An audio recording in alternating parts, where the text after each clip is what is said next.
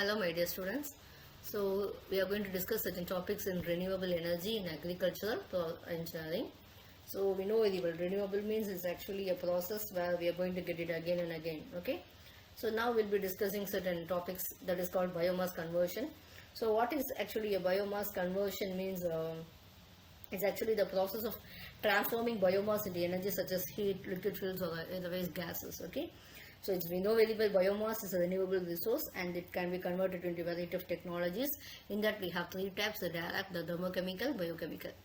See, direct conversions we know. Okay. Next one is the thermochemical conversion is gasification and pyrolysis. Biochemical conversion. So thermochemical means it involves both the thermal heat and also chemical. Biochemical means bio process and also some chemical process. We'll see the classification one by one. The direct combustion means actually what we are going to do is actually we are going to just heat it. Okay, so we are going to heat it, and what we are going to do is actually that converts the biomass and energy by burning it in a furnace or combustor. It's most general form for method for generating electricity and all. Okay, the hot gas which we get is being fed into the boiler and the steam is being generated. So the steam will be spinning over the turbine plates and we get a generator, electricity from the generator. So this is a basic model or basic conversion process. Next one is thermochemical conversion. So it is used for converting the organic biomass into more valuable. So it implies both your heat energy and also your chemical energy. Okay. The first one will be seeing it as gasification. So we will see that what is meant by gasification. So gasification means is actually it is a process that is converting the biomass into combustible gases, biochar and biota. It's a very mature technology and all. So biomass will be first crushed or pelletized or fed into the gasifier. Okay, so heat, steam and oxygen will be applied and it will be in a controlled manner. So the biomass is partially oxidized. The temperature will be 700 degrees centigrade. Okay, so what it is, this we will get syngas. So syngas actually it will be a combination of this hydrogen and also carbon monoxide. Okay, so after this you can see the process, it will be cleaned up, and the cleanup process is used for cleaning the sulfur particles, mercury and other pollutants. Okay, and this syngas can be combusted for heat or electricity and processed into transportations. The slags will be forming as a glassy molten. It can be used for making shingles, cement or asphalt. What benefits is it can be a sustainable alternative to fossil fuels. It can help reduce the carbon emissions. So it can use to produce the hydrogen, which is a key component of fuel cells, etc. Okay, so this actually, but the processes it will be this output will be varying depending upon the feedstock. Okay.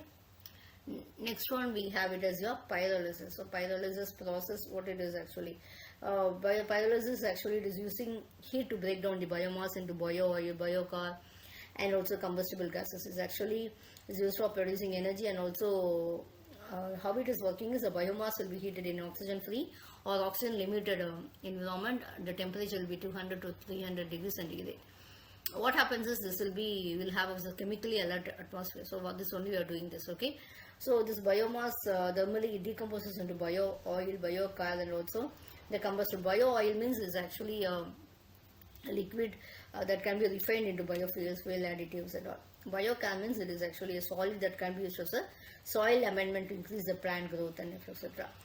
The factors that are affecting this process is the temperature. We should be around this temperature range within 500 only. Okay, a high heating rate can also increase the yield of bio oil and all. So this biochar can be used in the carbon rich used in the agriculture and all. So what type of biomass you are feeding, that also depends. Okay, pre-treatment. So the pre-treatment also can affect the process and all. So actually it can be used to produce the fuel solvents and etc. So this biochar is used for reducing the methane and nitrous oxide emissions, etc. Okay. So we have three products. This is syngas, biocrude and also this biochar. Already we have discussed about biochar and all, right?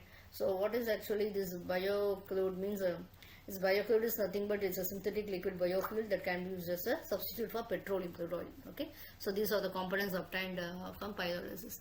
Next one is biochemical conversion. So we use some bacteria and microorganisms for transferring the biomass into this useful energy. First one we have it as your anaerobic digestion. So this will have a very poor oxygen environment, and animal tank and water is mixed in 1:3, and this slurry will be activated and to a biogas will be produced. So biogas will be a combination of methane, carbon dioxide, hydrogen sulfate, etc. Okay, so manually digested feedstock is actually a component or content of nitrogen, phosphorus, which is best for the plants as fertilizers and all.